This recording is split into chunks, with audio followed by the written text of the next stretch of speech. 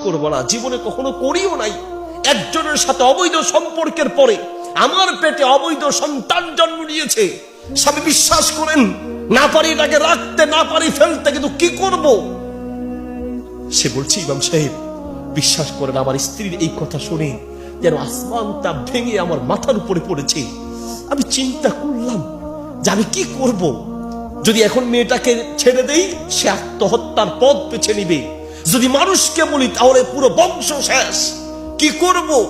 আমার মাথায় তখন আল্লাহর নবীর একটি হাদিস এসেছে, মান সাতারা মুসলিমান সাতারাহুল্লাহু ইয়াউমাল কিয়ামা।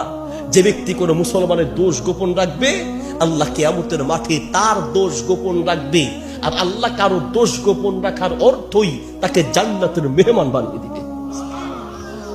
ইমাম সাহেবকে স্বপ্নে দেখালেন, ইমাম সাহেব আপনার পাশে যে প্রতিবেশী আছে, আপনি তার কাছে যান।